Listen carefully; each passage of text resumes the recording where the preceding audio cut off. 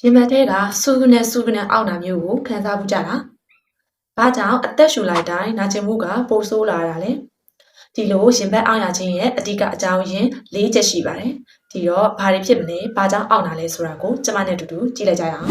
။ပထမဆုံးတစ်ချက်ကတော့နှလုံးကြောင့်ရင်ဘတ်အောင့်ခြင်းပါ။နှလုံးကြောင့်ရင်ဘတ်အောင့်မယ်ဆိုလို့ရှိရင်တော့နာကျင်မှုကတင်းကျပ်နေမယ်။ဘယ်ဘက်လက်မောင်းနောက်ကျောဒါမှမဟုတ်လို့ရှိရင်မေးရုပ်အထိနာကျင်မှုကပြန့်နှံ့လာမယ်ဆိုလို့ရှိရင်တော့ဒါကအရေးပေါ်အခြေအနေပါချက်ချင်းဆေးရုံနဲ့ပို့တာဖို့အတွက်လိုအပ်ပါတယ်ဒုတိယတစ်ချက်ကတော့အဆုတ်ကြောင့်ရှင်ဘတ်အောင်ခြင်းဖြစ်ပါတယ်ဒါကတော့အဖြစ်အများဆုံးပါ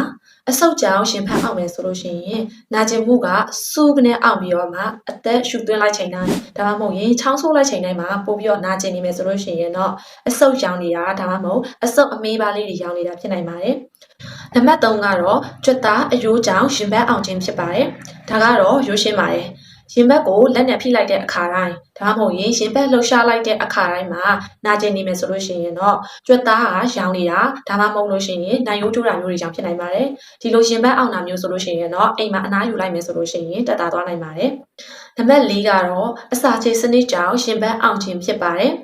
လေပွားတာနဲ့ acid တက်ပြန်တက်တာတွေကလည်းဒီလိုရှင်ဘတ်အောင်ခြင်းကိုဖြစ်ပေါ်စေနိုင်ပါတယ်။တဲချီမှာကြောက်တယ်နေမယ်ဆိုလို့ရှိရင်လည်းပဲရှင်ဘတ်ရဲ့အောက်ပိုင်းနာကိုအချိန်ကြာမြင့်စွာအောက်နေတာမျိုးတွေဖြစ်နိုင်ပါတယ်။အခုကျွန်မပြောပြလိုက်တဲ့ကျန်းမာရေးဘူးဒုတာတွေကတန်မိုးရှိတဲ့အတွက်ကြောင့်မို့လို့ကိုချစ်ရတဲ့သူတွေကိုလည်းသိရအောင်လို့ share လုပ်ပေးလိုက်နော်။နောက်နေ့တွေမှာလည်းကျန်းမာရေးနဲ့ပတ်သက်တဲ့ဘူးဒုတာတွေကိုမျှဝေပေးဦးမှာဖြစ်လို့ follow လုပ်ထားဖို့လည်းမမေ့ပါနဲ့